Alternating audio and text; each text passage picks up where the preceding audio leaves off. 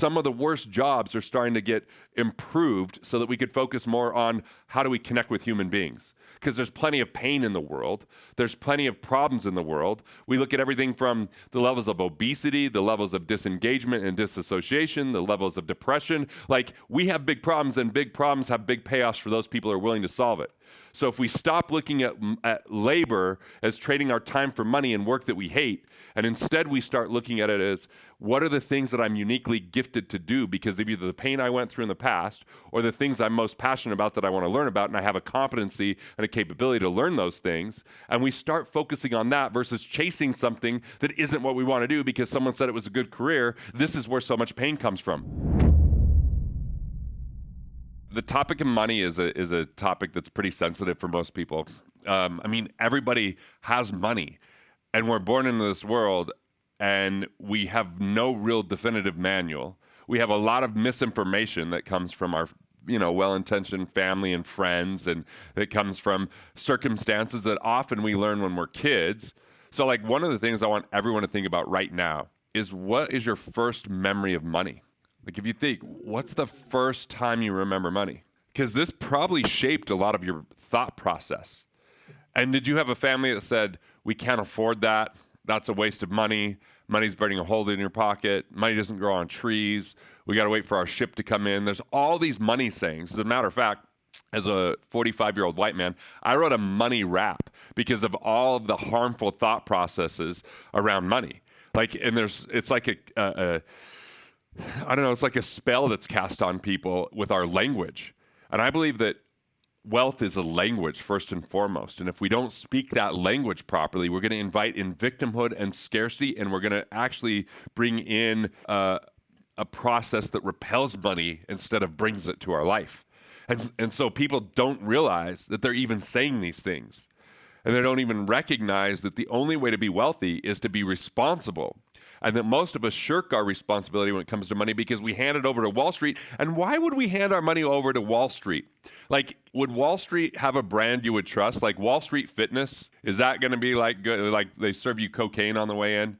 I mean, Wall Street Daycare, are you taking your kids there? Like, the thing is, we're taught to hand over our money to people who can't be trusted because we're taught not to trust in ourselves. But here's the deal. If we invest in ourselves, in our skill sets, if we invest in our financial intelligence, if we look at how we can be more stable and secure and understand wealth frameworks, we can start to be empowered and take back control of our finances and our life. Because when people feel out of control with their money, they start to lose confidence in other areas of their life. And we're taught that, like, our success is predicated upon something like our net worth, but nobody really knows what your net worth is.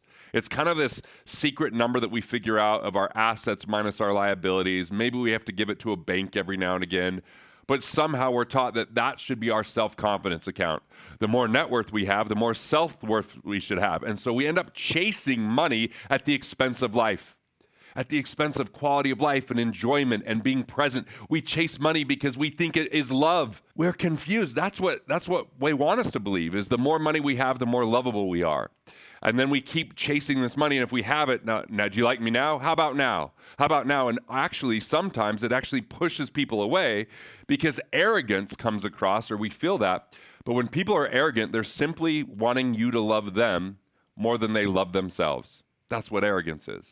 And when we're confused about the game of money, and when we're trying to get it at the expense of our life, I mean, I'm sure everyone's heard you've got to sacrifice in order to succeed, but sacrifice in its very nature is an indoctrination that says if you set it and forget it, invest early, often, and always, if you scrimp, save, sacrifice, delay, and defer your life away, one day, someday, you can finally enjoy your life when you're too old to enjoy it. So we miss out on memories and experiences. And if we get in a mindset that we try to lower our expenses, we become miserly, and no one shrinks their way to wealth. So when we think it's a game of reduction, we reduce our own value in the world. We don't recognize our own talents and gifts. We discount leisure. Like, where if we go do something fun, it's at the expense of our net worth. So we should just work instead of enjoy life, because eventually it's all going to pay off. And this dream that's sold as retirement is actually a ream. We get reamed in this belief of one day, someday, but someday never comes because we become our habits. We start to live this life of one day I'll finally get to take that trip. I'll finally get to take that time off. But you know what? My partners died at age 35. And if they would have lived in that one day world, they would have had the memories and experiences along the way. And here's the thing. I used to believe all about reductionist thinking. I always thought, I would be the guy that would say, live within your means. Now, look, it's not bad counsel to live within your means, but there's 3 ways to do it. The first way to live within your means is to budget. And if you're a train wreck spending more than you make, you probably have to do it. But I'm going to tell you, for the rest of us, budgeting sucks. If we instead just automate our savings, every time we make a deposit in the bank, an automated amount goes to a separate account that I like to call your wealth capture account. You've paid yourself first. You're building your liquidity. You're building good habits, and then you live off the rest. And to live off the rest, you just classify expenses in 4 ways. Number 1, is it destructive? If it's destructive, eliminate it. If there's money that you're paying every month for something you've never used, eliminate that. If you're borrowing to consume, that's destructive. If you're paying for a vice that you can't handle, then those are destructive expenses, eliminate them. But the second type of expense is lifestyle. A lifestyle expense is utilities, it's clothes, it's restaurant. You just pay cash for those things. They're not bad. I mean, some people hear the word expense and it puts a sinking feeling in their stomach, like it's bad, it's wrong. But expense is the only way we utilize our money. And by the way, your income is someone else's expense. So it's not bad, it's efficient. If I utilize someone else's expertise so I could do my expertise, we can both become wealthier, because that exchange of serving someone, solving problems, and adding value with our expertise means both parties end up wealthier. If you buy my book, Money Unmasked, it's $25 in the US, or I think that's what, $3,000 in Canada, something like that. I don't know. It's a bunch of loonies and toonies. But if you buy this for $25, like, it's worth less than $25 to me because I wrote it. It's in my mind. It's in my life. But if these are things you don't know, like your money persona or wealth frameworks or how to recover cash or how to automate your wealth, then ultimately this book should be way more than $25 of value for you. So I am wealthier for you buying the book, and you're wealthier for having the knowledge. We both end up winning. Most people try to tell you that wealth is a zero-sum game. One person wins at the expense of another.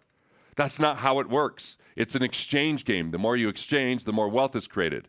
The more value you add, the more value comes back to you. It's a value game. So lifestyle expenses are simply the things you enjoy in life. Pay cash for them. The third type of expense is a protective expense. Protective expenses are education, insurance, estate planning, asset protection, liquidity, so that you have staying power. If you have a health challenge or something happen with your family or you change careers, you've got that cash. But the fourth type of expense is the game changer. Productive expenses.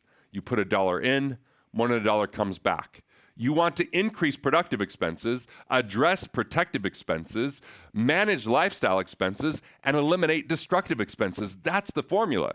So there's 3 ways to live within your means. One is to budget, but budgeting sucks. The second way is to be more efficient within your means. Plug your financial leaks. Are you paying too much in tax? Are you paying too much in interest because you don't have the right credit score, or the right credit reporting, or the right cash flow reporting, or the right connections to the right bank, or the right collateral? There's ways to get lower interest rates. The third is investments. Do you have hidden fees or commissions? Let's remove those, because that puts more money in your pocket. Or insurance. Do you have duplicate coverages or improper structure? And with better design, you keep more of what you make. So before you go scrimp and save and sacrifice, what I want you to do is plug your financial leaks, keep more of what you make, and then automatically save that. So this isn't a game of shrinking, it's a game of growing. And part of that, when you find that money, is you invest it back in yourself. Your knowledge, your skill set, your emotional intelligence, your healing from childhood wounds, whatever it is, look at yourself as your greatest asset. Not a stock, not a bond, not a piece of real estate, but you. I know it takes courage to invest in ourselves, because what if we make a mistake? I'm here to assure you, and you will make mistakes. They're part of the process. We're here in this world learning lessons along the way.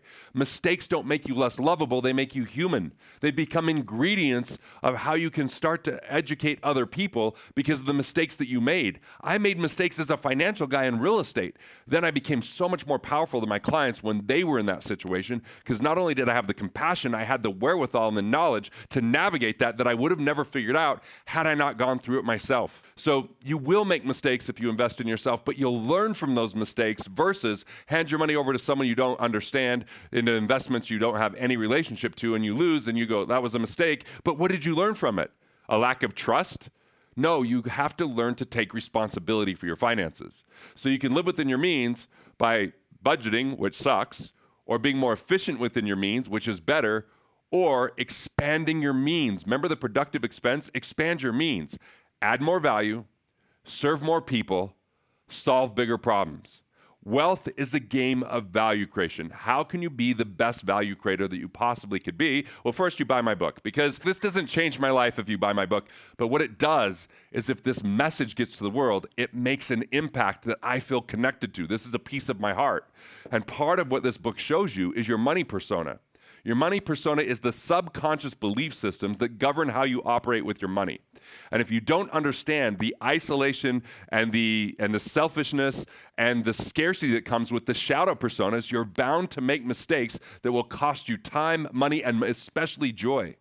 But if you can understand the winning personas of collaboration and abundance and prosperity and what that does to add value, you can unlock your wealth and start making better choices because you know your money persona, so you know your strengths and you know where you want to delegate or utilize other people's strengths so that you can accomplish more through collaboration.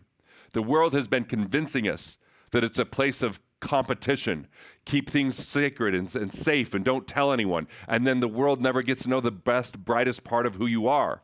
Right? So what would happen if you came from a place of abundance and prosperity? If you healed your relationship to money because of childhood wounds that were never solved, and you process those emotions so you're no longer afraid of it or chasing it, but it's a byproduct of who you are, and you have no feeling of guilt or shame around it because it's simply a measurement of the value you bring to the world, and there's nothing evil about the value you bring. It's the best thing that you're doing, and to have financial rewards for that allows you to make a greater life, a greater impact, and feel more stability, which you deserve. It's that we have too much faulty program from the time we're born about what money is and what money isn't, and what people that have it are and what they're not, and we don't want to associate with doing bad things in order to live a good life, and therefore it's a conundrum and a dilemma that traps us. It's time to release that trap where you embrace the truth of the matter. That money is a lot. I had someone yesterday that I was talking to, and they said, I read your book, and what I got from it is money's a lot closer to heaven than hell. And like, I've always told it was hell, like you're doing something bad if you're getting money. But the reality is, I realize like if I'm doing good things, money follows, because money follows value. So how do you become a better value creator? Invest in yourself, enjoy quality of life along the way, and here's the most important part. This is what this is really about. Design a life you don't want to retire from. Create a game that feels like a win within the work. You know, like I'm always looking at how do I create a winning game? Well, how do I create content that I enjoy creating? How do I like to write, so that's going to be part of it. But I like to like, this is content creation. I'm recording this from my side as well, so I could share this, on my social channels, because if anybody follows me on social, I don't do and I should do a lot more. So what I had to do was stop judging it and just start saying, it's fine because I'm already creating it. Let's capture it and put it out there, because, you guys have shown me that, other people have shown me that. And so it's not me taking a picture of my food or showing the cool vacation I'm on. What it is it's sharing this content that could really impact someone's life, that if it doesn't get out there, they ultimately suffer unnecessarily around money. So I feel a sense of stewardship and responsibility, and it changed the context of how I viewed social media as evil, bad, and wrong, and started to look at it as a platform to share that's a lot easier to digest in people's own time. So again, that's the same thing I did with social media that a lot of people have to do with money, is redefine what it means to them and stop looking at it as intimidating or complicated. People want you to believe it's that, because if you're in that ignorance, then it's easier for them to take advantage of you. And the game's rigged against people who just set their money aside and hope for the best over 30 years, because 95% of people in the US, where I'm at, are not financially independent at age 65. 95% failure rate. That's pretty disappointing. It's not because of a lack of effort. It's because of an improper structure and system. A system that says budget, trust Wall Street, Wait for 30 years, defer your taxes, don't focus on cash flow, and then just grind it out and trade time for money. And then one day, someday, you'll finally get to retire. But then when you go to retire, you find out, wait, inflation was higher than I thought, so I can't have the retirement I want. Oh, wait, interest rates didn't cooperate and they went down at the time of retirement. So the government spent too much money, they need to raise taxes. So we become in financial bondage to taxes, inflation, and interest. And that's not a place you want to be, where you're not in charge of the outcome of your income. Don't retire from value creation. Retire from the things you hate, design the life you love, and find a game of value creation that you would see yourself doing into your late years. We're not in the industrial age anymore, where people worked in assembly lines and they grinded it out to the point where they were almost dead by the time it was time to retire. Then when they finally retired, they lived for a couple of years and then they just killed over. Well, now we're in a place where we have robots that are coming up and doing some of that work, and technology that's helping with some of that work. So some of the worst jobs are starting to get improved so that we could focus more on how do we connect with human beings. Because there's plenty of pain in the world. There's plenty of problems in the world. We look at everything from the levels of obesity, the levels of disengagement and disassociation, the levels of depression. Like, we have big problems, and big problems have big payoffs for those people who are willing to solve it. So if we stop looking at labor as trading our time for money and work that we hate, and instead we start looking at it as, what are the things that I'm uniquely gifted to do because of either the pain I went through in the past or the things I'm most passionate about that I want to learn about, and I have a competency and a capability to learn those things, and we start focusing on that versus chasing something that isn't what we want to do because someone said it was a good career. This is where so much pain comes from. People going down the wrong road of a career that isn't congruent with who they are to try to get some pension or benefits that we don't even know if they're going to be there. And we trade our time for money. We trade our life and enjoyment for retirement. Retirement is a stupid concept unless you're a blue-collar worker where your body's breaking down.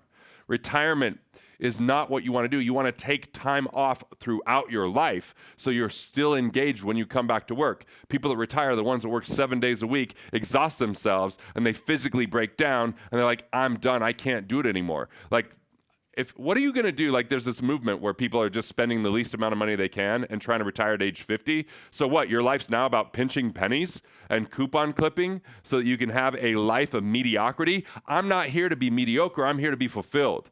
I'm not here to just do what's the bare minimum. I'm here to do what I'm called to do because it's fulfilling, exciting, and impactful. So what is the impact of your life if you just unlock the best of who you are? If you see money in its proper place as a byproduct of value creation, what's possible for you? If you didn't have the concern of money, time, or ability because you had such a compelling vision that other people rallied around you to support you, that's what the world lacks more than anything is vision. It's the rarest commodity. Most people vision is survival. Survival is not inspiring. What's inspiring is when people own who they are. I was in my 40s like, I'm going to do comedy. Why? Because I was inspired by it.